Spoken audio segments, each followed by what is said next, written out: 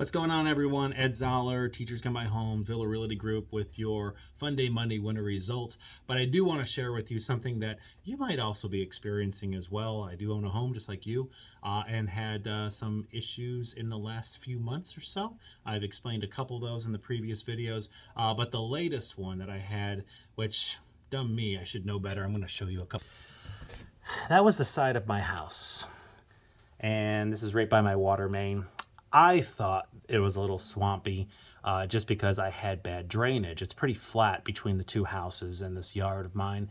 And I figured I just was having a swale issue, at least for the last couple of years. Now, I had a big old bush where these big puddles are, which the hurricane, gracefully destroyed. So when I pulled them out, I noticed that the roots were never really in the grass, that it was super muddy like this. And I'm going to share a couple other pictures about what it looks like, just in case you walk around your house and notice that there's an area, especially by your water main, that's mine right there, that you can shut off from the house. If you notice it's a little bit swampy, then you might have the same issue I had. So what I did was I contacted a plumber, which I'll put their info in the description, and he started digging. I shot a couple videos. What you can probably see here as he started digging, all of a sudden this little geyser started popping out of the water. Now figure that is your water main. There's no way to shut that off. And that was running 24/7, just that little bit of fan spray. And although you look at the copper pipe coming up your ground, do know that underneath the ground is a plastic PVC pipe. Metal does not glue to plastic very well. And sometimes right where this elbow is right here, after it sits in the ground for a while, the plastic can deteriorate, or maybe just roots from that bush have penetrated it. And once you have a water main, as you can see here, the spitting effect, which I zoom in here. Sorry, I'm trying to, there. You see that little bit of fan spray? That little bit of fan spray equaled about $30 a month my bill. Not enough to make me think I had a leak. But I put two and two together. Thank God I called those plumbers. I did call them on a Friday. They came out Monday morning, and he did have a recommendation, although slightly more expensive, but only by a couple dollars, of taking that copper pipe, and instead of putting a plastic pipe there, actually doing more copper all the way down until you get to the plastic pipe that runs to the street. So that would be something I would also recommend as well. Now my grass is all dry.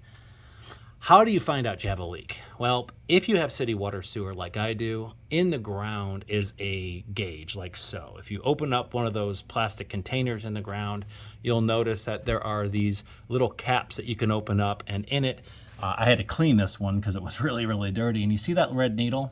That's showing like microliters. It's a very, very, if you have a little tiny leak, that spray that you saw, this needle was ever so moving. So what you can do is, and if you notice there's a little contraption here that you can turn. If you turn the water off to the street, you won't have any water coming in to the house at all. But if you leave that open but shut your water off to the house and you see that needle moving, then you have a leak between here and your house, which is what I had.